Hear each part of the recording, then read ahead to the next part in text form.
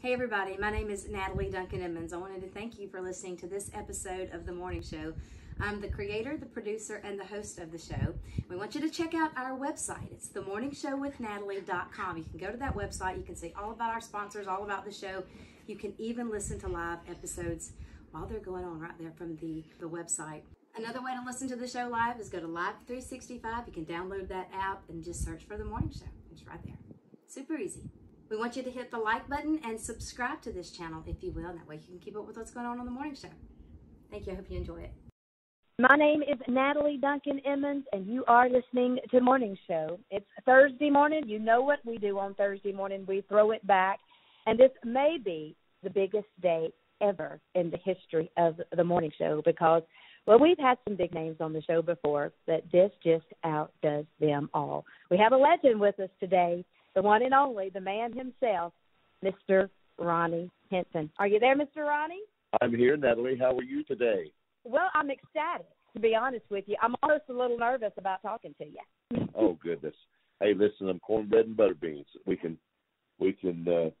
could sit down at your breakfast table or your supper table anytime and fit right in.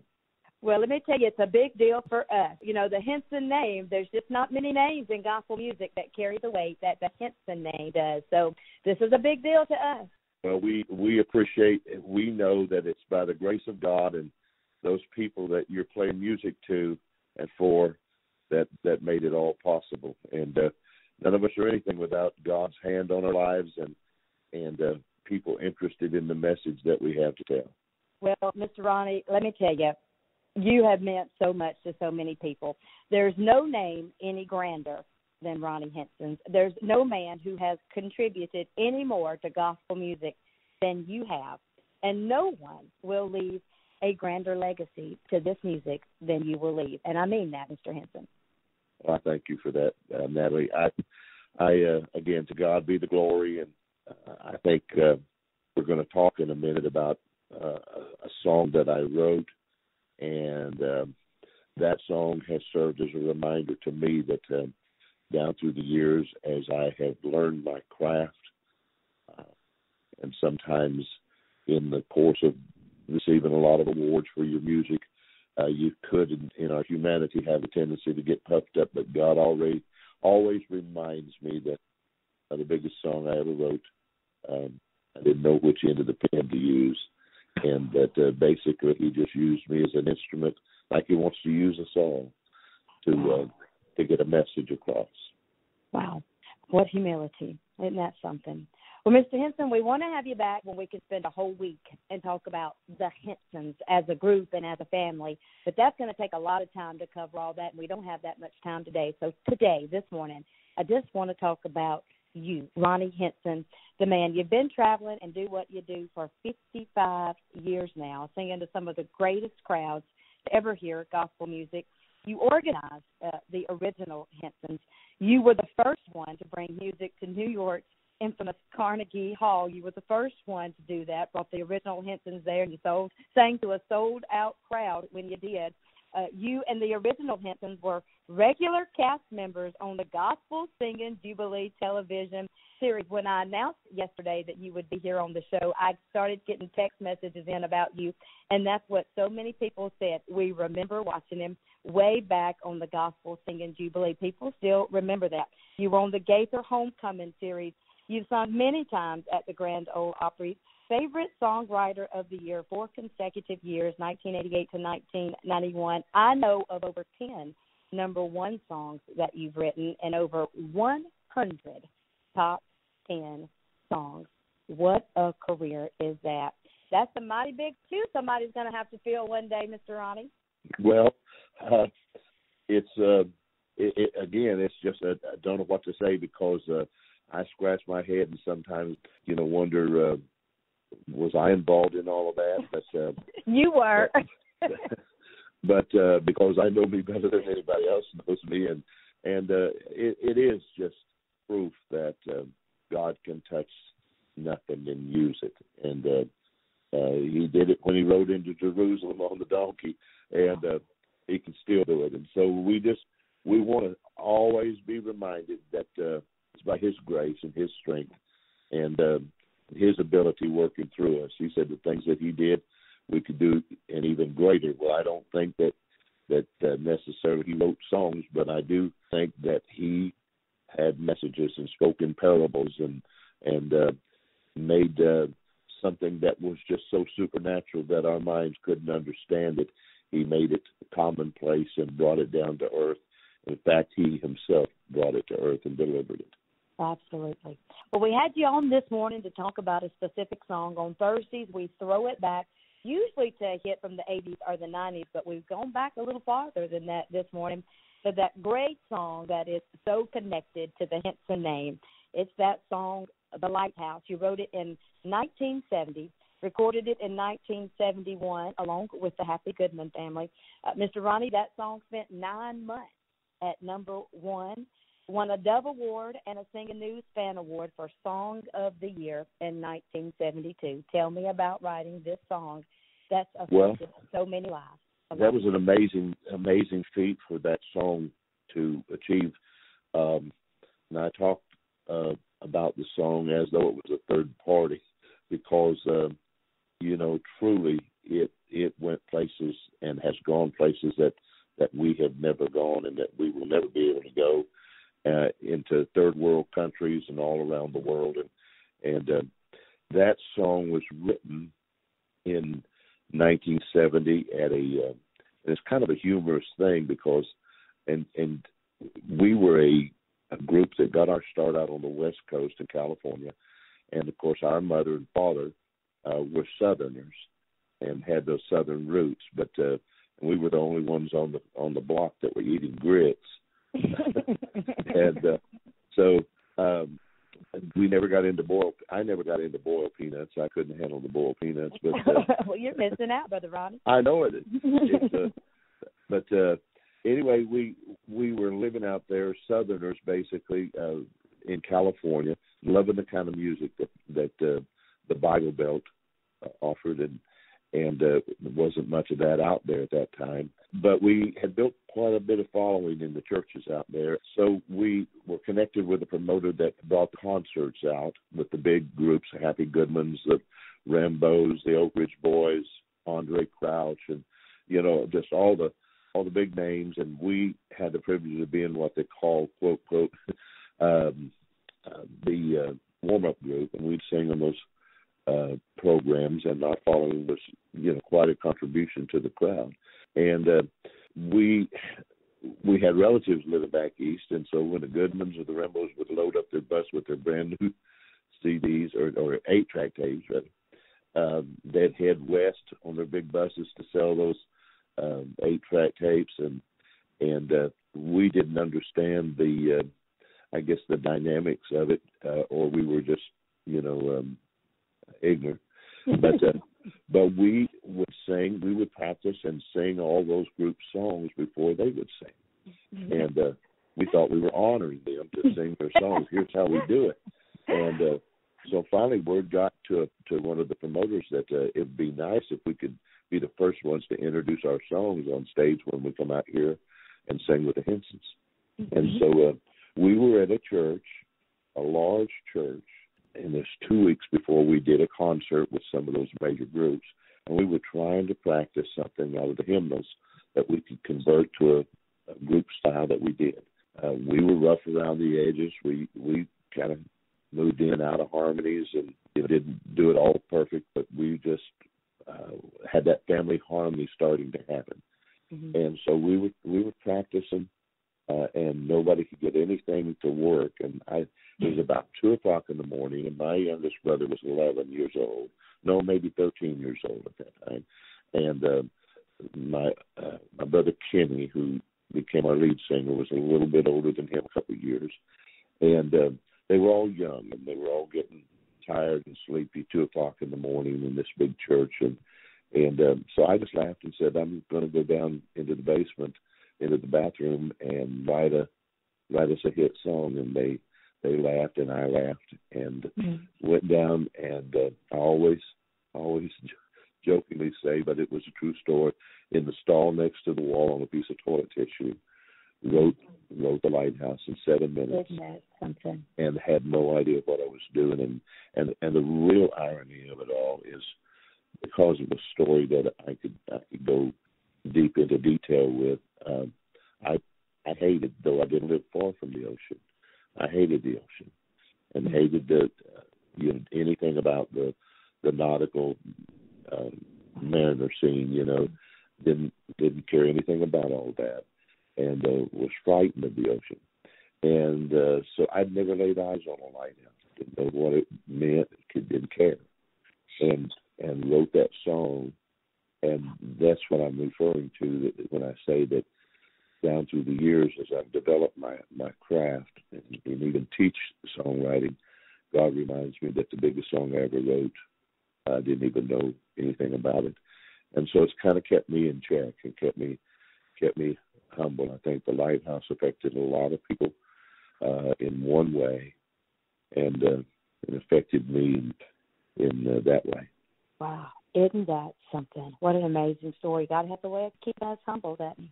And he takes nothing and makes something out of it. And I'm referring to the fact that I really had, aspirations of being a songwriter, but realistically didn't think that would ever happen.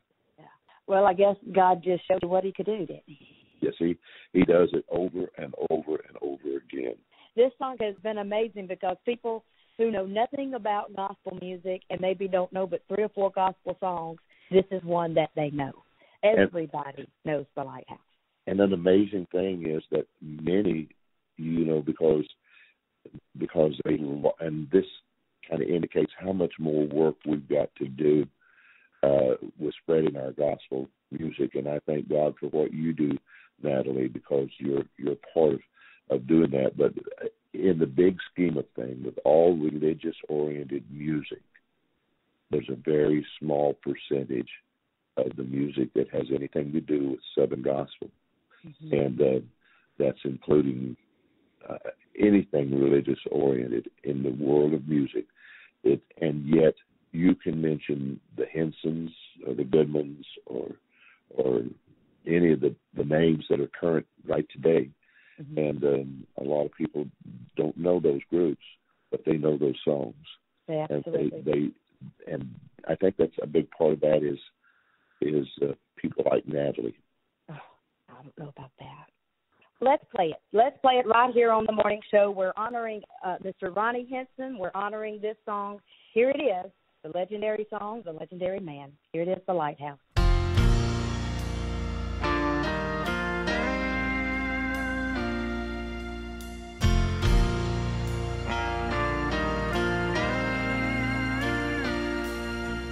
There's a lighthouse on a hillside, and it overlooks life's sea.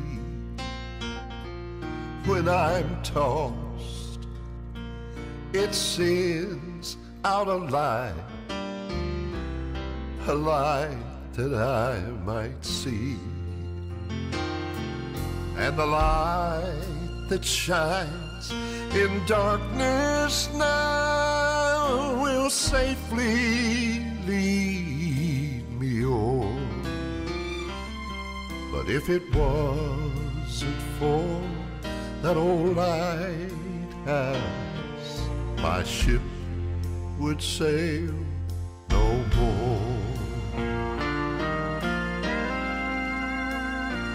Now everybody that lives around us, they say, go on and tear that old lighthouse down.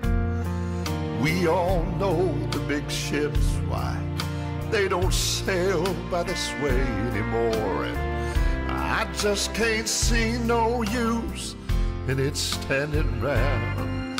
Then my mind goes back to that stormy night when just in time, thank God I saw the light.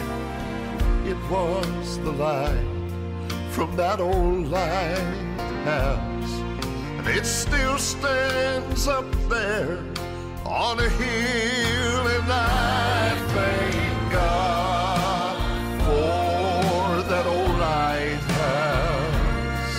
I owe my life to him. On that old raging sea of life, Jesus is still that old lighthouse. And from the rocks of sin, you know, I still remember that old stormy night in my life when I had no hope, but then I saw that glorious light, and now I can clearly see.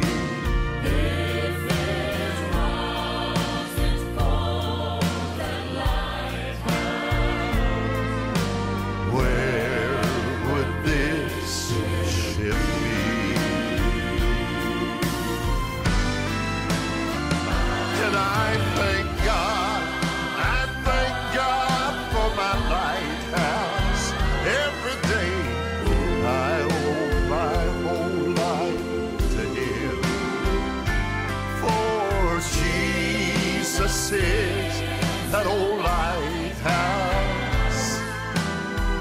and from the rocks of sin he has shown his light around, all around me now and forever I can see. But if it wasn't for that old lighthouse,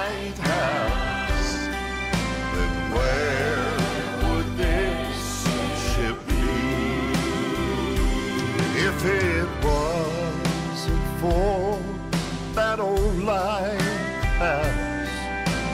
then tell me, where would your ship be?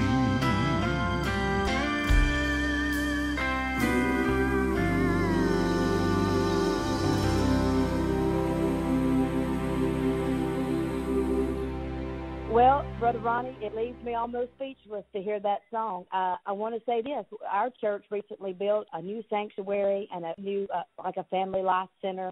And that family life center that's there beside our sanctuary, we wanted to give it a special name and a special identity, and we named that building the Lighthouse.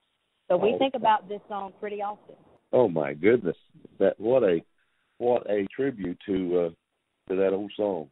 Yes, sir. Well, it's very worthy. We still love it. If you got just a second, I know you're awful busy, and you've taken the time to be on the show. We're so appreciative. Oh, I'm honored. If there's another, well, you've written hundreds and hundreds through the years. And as a matter of fact, we just honored one of your songs a couple of weeks ago. Every Thursday we throw back and honor one of the old hits. And we just had Buddy Lyons from the Florida Boys on here honoring that song when he was on the cross. And you wrote that song right there.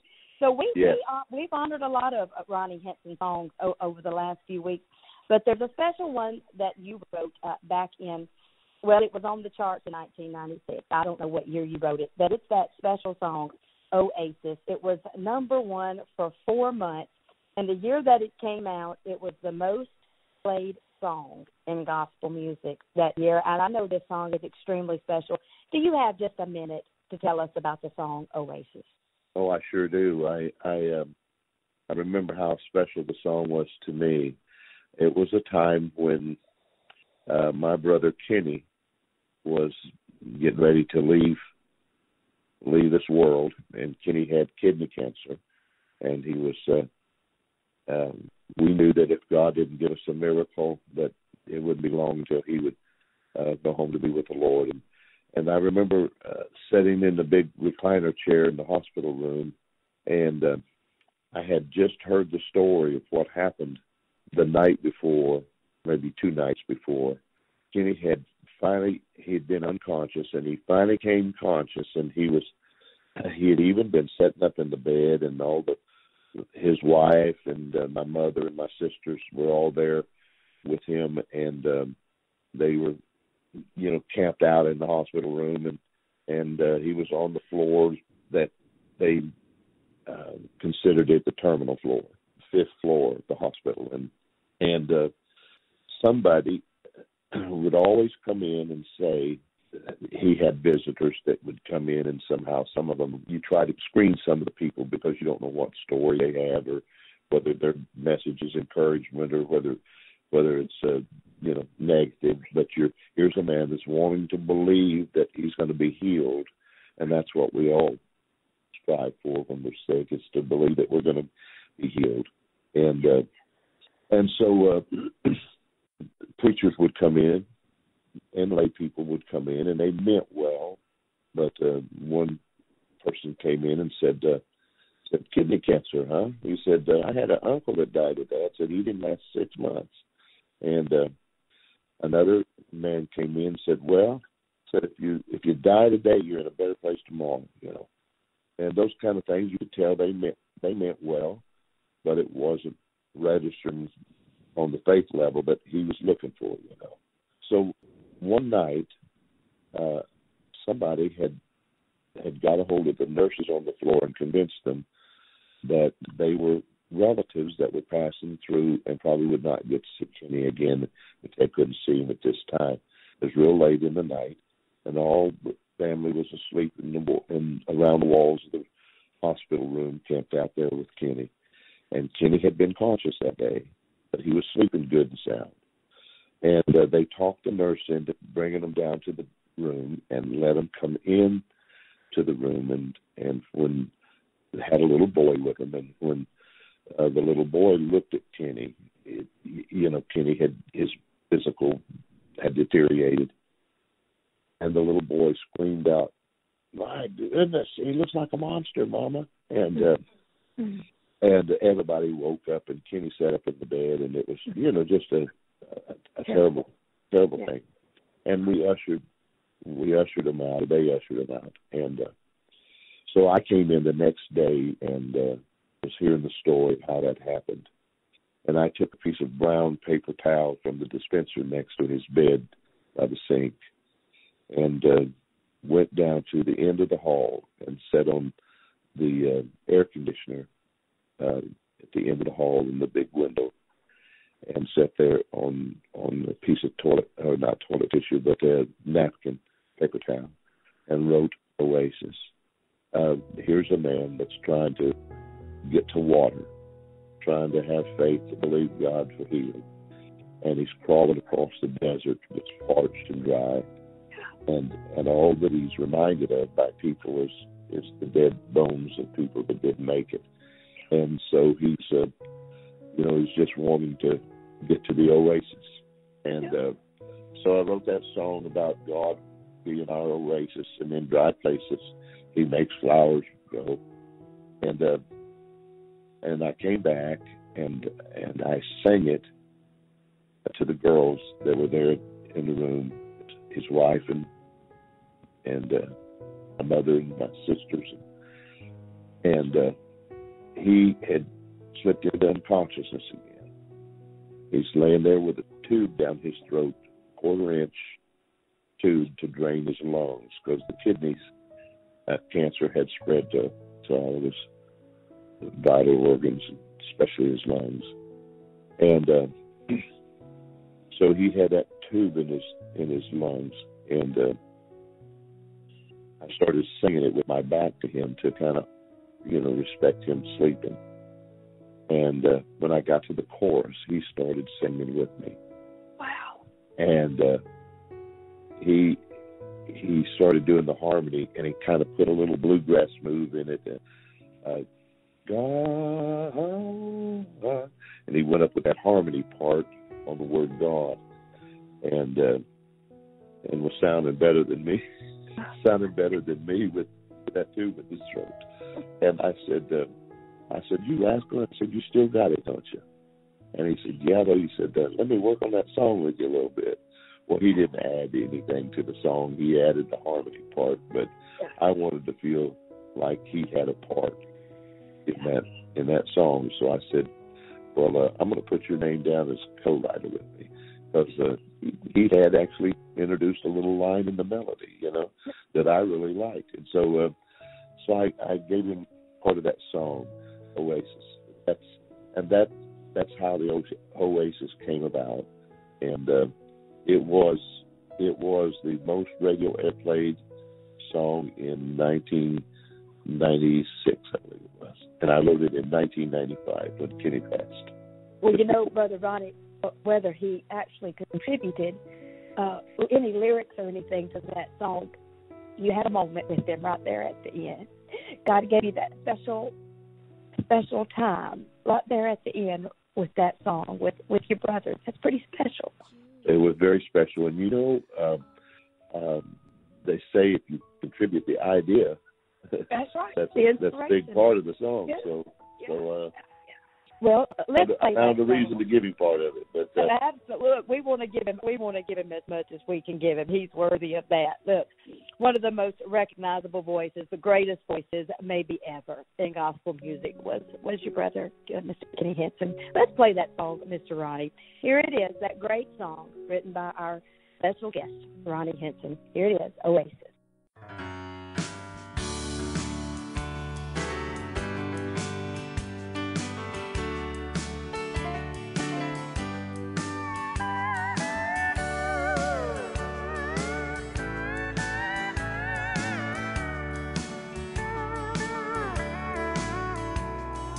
Sometimes life is like a burning desert. If the days were miles, it would be a million wide. And one can get so thirsty for one drop of mercy, and all you find are bones where someone else has died. But God is your oasis in dry places. He makes flowers grow. God is your oasis, and where His grace is, living waters flow. You know, the sands of disappointment, they sometimes sting the soul. That blazing ball of fire gets hotter by the hour. Oh, that dry, hot wind that burns us is like breathing in a furnace while the sun cooks up the supper for the buzzards to devour. But God is your oasis in dry places. He makes flowers grow. But God is your oasis, and where His grace is, living waters flow. Oh, but God is your oasis in dry places. He makes flowers grow. But God is your oasis,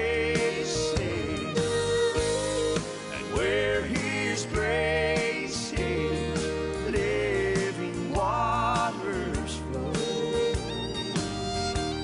And where His grace is, living waters flow.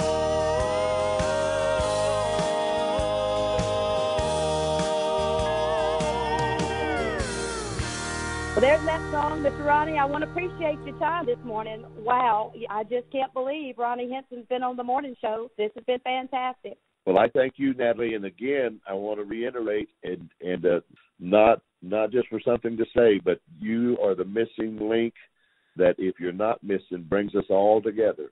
And the writer, the singer, and the listener, it's you. When people say, I wonder where Ronny Hinson is, or I wonder where this one is or that one is, are they still singing? Are they still you're the one that brings us together. And so I want to say thank you for that, because without you, the communication lines would be cut in two. I appreciate that, and it's my honor to bring you today to the morning show and to the morning show family. This has been our delight. Brother Ronny, you've got a forever friend right here on the morning show. Thank you, Sister Natalie, and thank you, gospel music listeners, for listening to her music that she plays, brings to you. It's with a purpose, and that's not just to have a show and be an identity, but it's to get that message that saves people's lives, touches people's bodies, and moves mountains out of the way. It makes a difference, an eternal difference. And I thank you again, Natalie. Thank you. We're going to have Brother Ronny back one week and spend an entire week honoring the Hinsons. Going out with Hallelujah Meeting.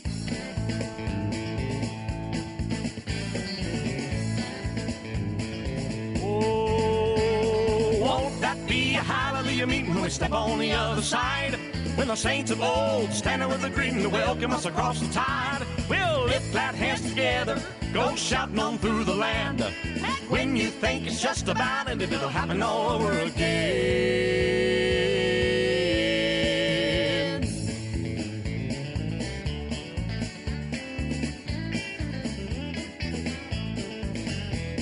Oh, what a celebration, forgetting where we've been. We're standing on the top of Zion, triumphing over sin. First the angels will stop singing, then the joy bells start ringing. Then prepare you all of heaven when the saints go marching in. Won't that be a hallelujah meeting when we step on the other side? When the saints of old standing with a greeting to welcome us across the tide. We'll lift our hands together, go shouting on through the land. When you think it's just about it, it'll happen all over again. I've been laughed at here for shouting since, hey, way long time ago. But I got more than just plain religion. When Jesus saved my soul, I got a way damn deep salvation like no mortal tongue can tell. And a standing invitation to a hallelujah spell. Now won't that be a hallelujah time? When the saints all welcome us across the tide. Well, lift that hands together, go shout on through the land. When you think it's just about it, it'll happen all over again. Now won't that be a hallelujah time? When the saints welcome us across the tide. Well, lift our hands and shout through the land. When you think it's just about it, it'll happen all over again.